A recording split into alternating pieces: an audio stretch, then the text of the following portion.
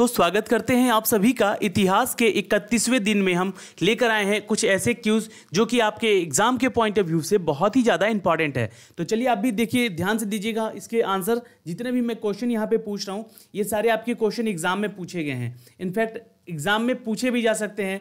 तो जो भी मेरे भाई बंधु तैयारी कर रहे हैं NTPC या RRB, JEE की या फिर SSC की, तो उन सब के लिए जितने भी क्वेश्चन हैं ये सारे के सारे इंपॉर्टेंट है, मोस्ट इंपॉर्टेंट है। तो क्वेश्चन को अच्छे से देखिएगा, ध्यान से समझिएगा और इसका आंसर कीजिएगा। PDF हम आपको शेयर करते हैं टेलीग्राम चैनल पे। तो टेलीग्राम एक एप्लीकेशन है, आप भी अपने मोबाइल में डाउनलोड कर लीजिएगा।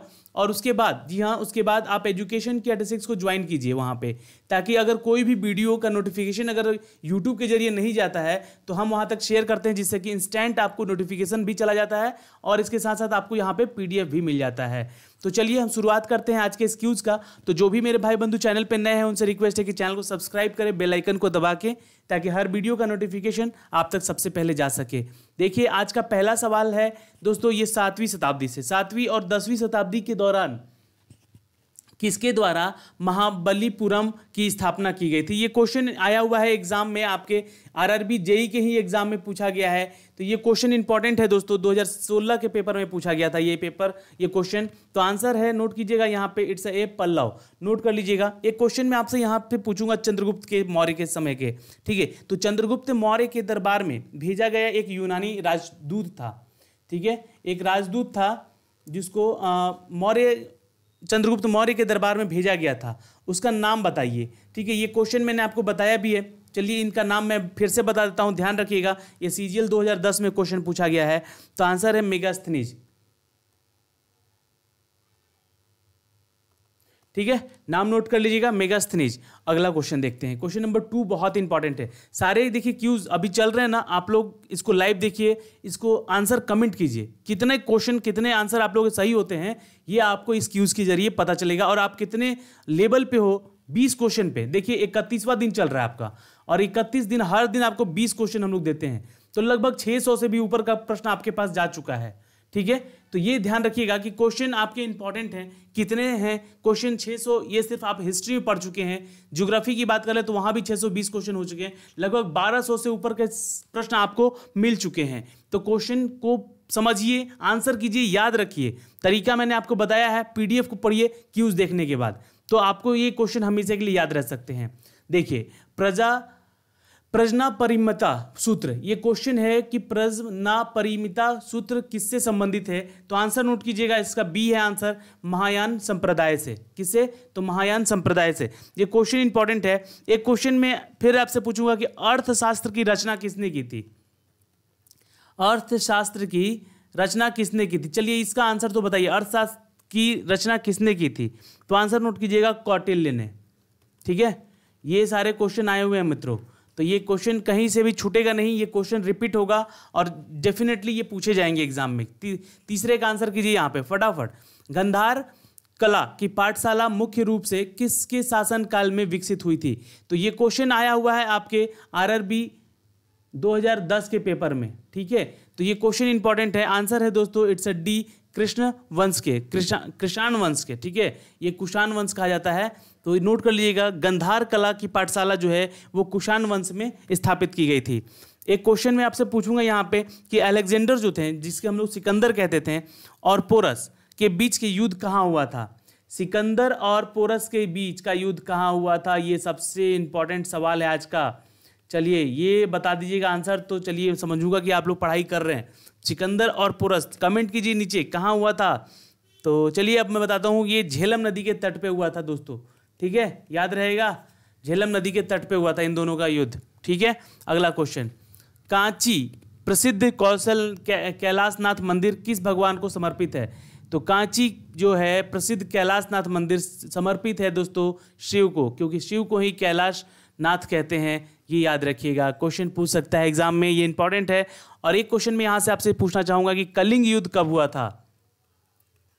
तो दोस्तों कलिंग युद्ध, देखिए हर चैप्टर को मैं स्टेप बाय स्टेप तो आपको पढ़ा ही चुका हूं, उसके अलावा जो क्यूज भी है वो चैप्टर वाइज हो रहा है आपका। और उसके अलावा जो मिक्स क्यूज होते हैं उसमें आधुनिक इतिहास भी रहेगा, प्राचीन इतिहास भी रहेगा, मध्य इतिहास भी रहेगा। तो क्वेश्चन को समझिएगा फिर आंसर कीजिएगा। कलिंग युद्ध में पूछ रहा हूँ कहाँ से, तो प्राचीन इतिहास से। आंसर नोट कीजिएगा 261 ईसा पूर्व, ठीक है, ये 261 ईसा पूर्व हुआ था कलिंग युद्ध, ठीक है, याद रहेगा क्वेश्चन। और ये 13वें शिलालेख में इसको बताया गया है। अशोक ने अपने राज्याभिषेक के दौरान 8वें वर्ष अर्थात 261वें ईसा पूर्व कलिंग का युद्ध लड़ा था। तो क्वेश्चन इंपॉर्टेंट है, आंसर नोट कीजिएगा।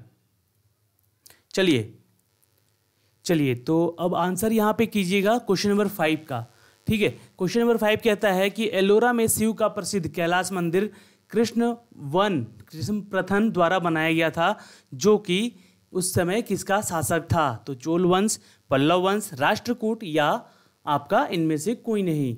तो आंसर नोट कीजिएगा, इट्स अ सी, राष्ट्रकूट वंश के शासक थे कृष्णम प्रथम, ठीक है, याद रखिएगा। इन्होंने कैलाश मंदिर का निर्माण करवाया था, शिव का मंदिर कहलाता है। अब मैं एक क्वेश्चन यहाँ से पूछूंगा आपसे कि जो तंजौर में जो बृहदेश्वर मंदिर का निर्माण करवाया था वो कौन थे, ठीक है। तंजौर में एक क्वेश्चन यहाँ से बनता है दोस्तों। तो उस समय मंदिरों का निर्माण काफ़ी तेज़ी से हो रहा था क्योंकि हिंदू शासक रहा करते थे वो। तो तंजौर में बृहदेश्वर मंदिर का निर्माण किसने करवाया था? तो नोट कर लीजिएगा, राजा राज चोल, ठीक है, राजा राज चोल। ये क्वेश्चन मैंने आपको शायद जीके में कराया भी है अपने क्यूज में, ठीक है। अब देखिए क्वेश्चन नंबर 6 का आंसर कीजिएगा कि खडकल में विरूपाक्ष मंदिर किसके द्वारा निर्मित किया गया है? तो ये देखिए जो पटगल है, पटगल, इसको हम खडगल बोल रहे हैं, ठीक है, पटगल है, ठीक है, इसके में विरूपाक्ष मंदिर किसके द्वारा निर्मित किया गया था? तो नोट कीजिएगा, ये चालुक्य द्वारा निर्मित किया गया था। किसके द्वारा? तो चालुक्य के द्वारा। ये क्वेश्चन इंपॉर्टेंट है दोस्तों, आया हुआ है एग्जाम में। तो आप लोगों से रिक्वेस्ट है कि क्वेश्चन को देखें ध्यान से और उसको समझे कि ये क्वेश्चन पूछा गया है तो आ भी सकता है, ठीक है। तो एक क्वेश्चन अगर मंदिरों से रिलेटेड है तो मैं पूछूंगा कि लिंगराज मंदिर कहाँ स्थित है? लिंगराज मंदिर कहाँ स्थित है? तो नोट कीजिएगा, आंसर है दोस्तों इट्स अ भुवनेश्वर। जी हाँ, लिंगराज मंदिर जो है भुवनेश्वर के सभी मंदिरों में सबसे बड़ा मंदिर है और ये उड़ीसा के भुवनेश्वर शहर में स्थित है, ओके। और इनको किसने बनवाया था? तो हरिहर ने। जी हाँ, ये भगवान हरिहर का ये मंदिर है, भगवान विष्णु के नाम से जाने जाते हैं, ठीक है। और इनकी पत्नी कौन है? तो महालक्ष्मी, ठीक है। और इन्होंने ये मंदिर जो कब बना है? तो 11वीं शताब्दी में बना है, ठीक है, बहुत पुराना मंदिर है, नोट कर लीजिएगा लिंगराज। अगला क्वेश्चन, तंजौर में बृहदेश्वर की स्थापना कब करवाया गया था? किसके द्वारा करवाया गया था? तो अभी मैंने इसका आंसर बताया दोस्तों, नोट कीजिएगा, राजा राज चोल के द्वारा, ओके। अगला क्वेश्चन, चोल के तहत प्रशासन के बारे में किस शिलालेख में उल्लेख है? तो आंसर है यहाँ पे इट्स ए जूनागढ़ के बारे में, ठीक है। ये एक इम्पॉर्टेंट क्वेश्चन है और आया हुआ है आपके सीजीएल 2017 में पेपर में। एक क्वेश्चन मैं पूछूंगा इसी से रिलेटेड है कि तक्षशिला के प्रसिद्ध स्थल होने का कारण क्या था? तो इसका आंसर नोट कीजिएगा, गांधार कला का, ठीक है। तक्षशिला में गांधार कला का जो होना था वो सबसे फेमस था, इसलिए तक्षशिला के प्रसिद्ध होने का कारण बना, ओके। चलिए, ये भी एक इंपॉर्टेंट है। क्वेश्चन नंबर 9 देखिएगा, कौन सी कला शैली भारत और यूनानी विशेषताओं को जोड़ती है? तो नोट कर लीजिएगा, इट्स अ बी, गांधार कला। कहाँ है? तो तक्षशिला में, ठीक है। तो ये इंपॉर्टेंट है दोस्तों, इसलिए क्वेश्चन मैं यहाँ पे ला रहा हूँ सारे के सारे, और इससे रिलेटेड क्वेश्चन भी आपसे पूछा जा रहा है, ठीक है। तो क्वेश्चन को याद रखिएगा। अच्छा जी, अच्छा, अगला क्वेश्चन है कि बरहुत स्तूप को शुरू में अशोक द्वारा बनाया गया था और बाद में इसे किसके द्वारा सुधारा गया था? तो ये क्वेश्चन आप बताइए, इसका आंसर मैंने आपको बताया भी था इसके बारे में, बरहुत स्तूप के बारे में, ठीक है। तो आंसर नोट कीजिएगा, इट्स ए शुंग, याद रहेगा, शुंग जो है ये बरहुत स्तूप के शुरू इसने किसने करवाया था? तो सम्राट अशोक ने, और बाद में इसे पूरा किसने करवाया गया था? तो शुंग के द्वारा, ठीक है, याद रहेगा। क्वेश्चन इंपॉर्टेंट है। एक क्वेश्चन मैं आपसे पूछना चाहूँगी, अजंता चित्रकला, आपको पता होगा इसके बारे में, ये 2001 में क्वेश्चन पूछा गया है कि अजंता चित्रकला किससे संबंधित है, ठीक है। तो अजंता चित्रकला जो है गुप्त काल से संबंधित है, आपको बता देता हूँ, ये आप क्वेश्चन को लिख लीजिएगा, ठीक है। चलिए, क्वेश्चन नंबर 11, अर्थशास्त्र किसके द्वारा लिखा गया? तो ये अभी क्वेश्चन मैंने आपको स्टार्टिंग में बताया है, आंसर नोट कीजिएगा, इट्स ई, चाणक्य, जिसे हम चालुक्य के नाम से भी जानते हैं। क्वेश्चन नंबर 12, सिकंदर ने हाइडस्पस की लड़ाई किसको हराया था? ठीक है, Alexander defect in which the battle of the Hydaspes. तो आंसर नोट कीजिएगा, इट्स ए पोरस। ये सवाल भी मैंने आपको स्टार्टिंग में बताया था, सिकंदर और पोरस के बीच युद्ध हुआ था कहाँ पे? तो सिंध में। ठीक है, याद रहेगा, क्वेश्चन आपको इंपॉर्टेंट है और ये क्वेश्चन आया हुआ है आपके एग्जाम में, इसलिए मैंने आपको यहाँ से बताने का कोशिश किया है इसका आंसर यहाँ पे। ठीक है, तो चलिए यहाँ पे आंसर कीजिएगा। यहाँ पे सिकंदर और पोरस का युद्ध कहाँ हुआ था? तो झेलम नदी के तट पर, याद रखिएगा। ये सिंध मैंने बोल दिया गलती से, माफ कीजिएगा, यहाँ पे सिंध नहीं है, झेलम नदी के तट पे। ठीक है, याद रहेगा। अगला क्वेश्चन देखिए, क्वेश्चन नंबर 13, किस स्मारक से गौतम बुद्ध ने बौद्ध धर्म के अपने दिव्य ज्ञान को दुनिया में प्रचारित किया है? तो आंसर नोट कीजिएगा, इट्स अ बी, सारनाथ स्तूप के जरिए। ठीक है, किस स्मारक से? तो सारनाथ के स्तूप के जरिए। ठीक है, ये क्वेश्चन भी मैंने आपको बताया है। एक क्वेश्चन यहाँ से मैं पूछना चाहूँगा कि विक्रमशिला विश्वविद्यालय का संस्थापक कौन थे? तो आंसर नोट कीजिएगा, विक्रमशिला विश्वविद्यालय के संस्थापक कौन थे? तो धर्मपाल थे। इन सब का नाम याद रखिएगा क्योंकि ये क्वेश्चन आपसे पूछे जाएंगे एग्जाम में। ठीक है, क्वेश्चन नंबर 14, तेल पेंट्स का इस्तेमाल करके पहली बार 5वीं और 10वीं शताब्दी में बीच में पश्चिमी भारतीय और चीनी चित्रकारों द्वारा बौद्ध चित्रकारों के लिए किया जाता है। तो किसके? तो आंसर नोट कीजिएगा, इट्स बी, अफगानिस्तान। पश्चिमी अफगानिस्तान में भारतीय और चीनी चित्रकारों द्वारा बौद्ध चित्रों का वर्णन किया जाता है। ओके, आंसर इंपॉर्टेंट है, क्वेश्चन भी इंपॉर्टेंट है। और यहाँ पे आंसर देखिए, एक क्वेश्चन मैं आपसे और पूछूंगा कि वंश के बारे में थोड़ा सा आपको बता देता चाहता हूँ। ठीक है, वंश के बारे में जान लीजिए। जो गुलाम वंश था दोस्तों, ये नोट करते रहिएगा, गुलाम वंश था जो, ये कब से कब तक था आपको तो कोई क्वेश्चन पूछेगा तो 1206 से लेकर 1290 तक बताना इसको। ठीक है, गुलाम वंश का। ठीक है, वहीं हम बात करेंगे खिलजी वंश की, तो शायद खिलजी वंश का था यहाँ पे 1290 से लेकर 1320 तक का। ठीक है, और एक तुगलक वंश है, उसके बाद तुगलक वंश आया। तो तुगलक वंश कब से कब तक था? तो 1320 से लेकर दोस्तों 1414 ईस्वी तक का था। ठीक है, उसके बाद आया सैयद वंश। ठीक है, नोट कीजिएगा, सैयद वंश। तो ये कब से कब तक थे? तो सैयद वंश थे 1414 से लेकर 1451 तक थे। ठीक है, और उसके बाद आया लोधी वंश। ठीक है, याद रखिएगा, क्वेश्चन इंपॉर्टेंट है। लोधी वंश कब से कब तक थे? तो 1451 से लेकर 1526 तक। अब 1526 के बाद आ चुके थे मुगल, जो कि बाबर, ठीक है, जो कि इसके शासक थे इब्राहिम लोधी, उसको हराया इसने और फिर भारत के गद्दी पे इन्होंने कब्जा किया 1526 से लेकर। फिर उसके बाद तो बहुत लंबा रहे मुगल यहाँ पे। ठीक है, चलिए क्वेश्चन नंबर 15 देखते हैं। चंद्रगुप्त मौर्य का जन्म खाली जगह में हुआ था, किस ईस्वी में हुआ था? तो आंसर नोट कीजिएगा, इट्स ए 340 बिफोर क्राइस्ट, यानी कि 340 ईसा पूर्व में हुआ था इनका जन्म। किनका? तो चंद्रगुप्त मौर्य का। याद रहेगा, क्वेश्चन इंपॉर्टेंट है।